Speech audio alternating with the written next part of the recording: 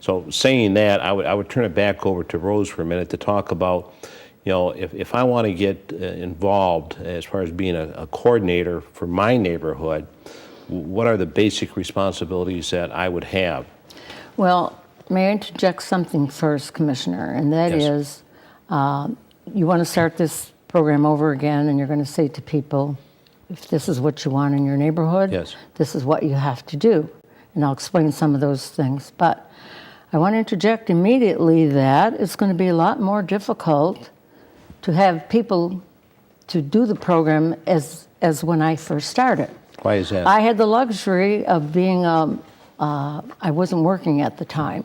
Mm-hmm. And in my day, as I mentioned to you before, there were 100 kids on the block. Mothers were home.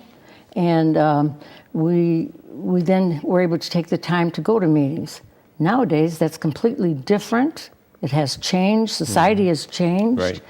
And I know that from my own daughters who scarcely have enough time to keep things going. So now you have two parents working.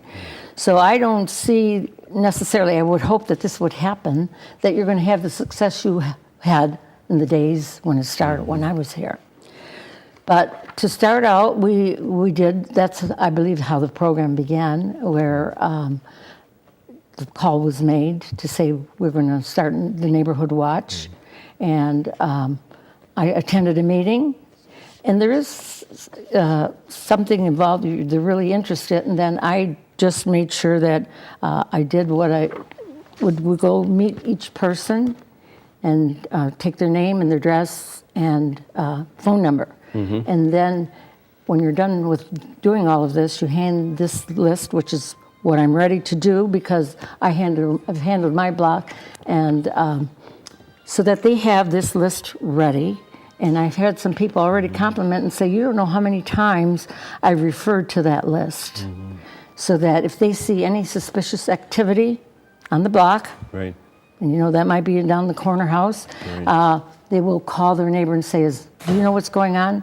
And then what I like too is with some of the information that's going out on Channel 5, your police department, I'm hearing them say, many residents might say, oh, we don't want to call and bother you because you're too busy. But the officer says, we'd rather be there and save a burglary, just immediately call 911. So that's one of the focuses, that people would have to say, call your police department.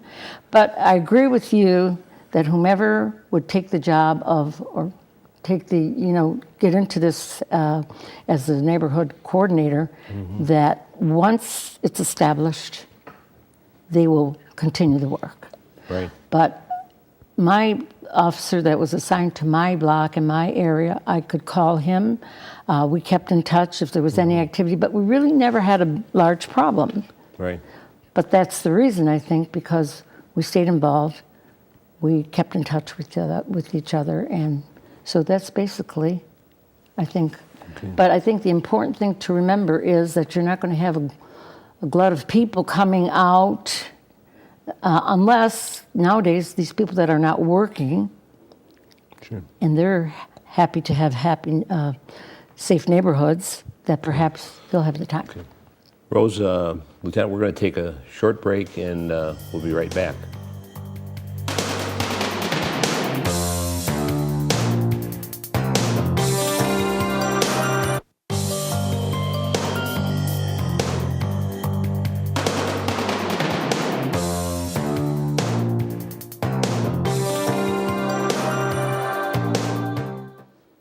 Welcome back to Police Journal. We're talking about Neighborhood Watch and how you can get involved in making this city safer, being part of Neighborhood Watch. With me again, Rose and Lieutenant Leutzinger. Lieutenant, let's get maybe some answers from you as far as if I want to be part of the Neighborhood Watch program, if I'm in a subdivision, what has to happen for me to be certified for my subdivision or neighborhood? Okay. Simply, all it takes is for you to call the police station, mm-hmm, and we will provide a number for that. And you establish yourself that you want to be a block captain, if you'd like to do that. Mm-hmm. What you do is speak to all the neighbors on both sides of the street Okay. in your subdivision or on your street. We need 51% participation from the neighborhood. Okay. Once that you get the names and phone numbers of 51% of those people, what we'll do is establish you as a neighborhood watch. We'll have an officer come out, speak to the people that live in the neighborhood.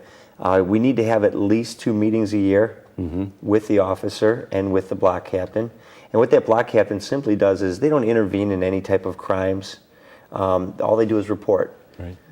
That person is responsible for any complaints that are generated throughout the neighborhood. Bring it to that one person. That way an officer does not get a call from 15 or 20 different people in the neighborhood. They have one person giving them, here's all the complaints and our concerns. So it's really that simple. After that's established, we'll put up neighborhood watch signs on your block. That way the people that are driving in and out of the neighborhood know it is an established neighborhood watch program in that street. Okay. Why don't you tell the residents all of the benefits or some of the benefits as far as being a certified neighborhood watch subdivision or block? Right.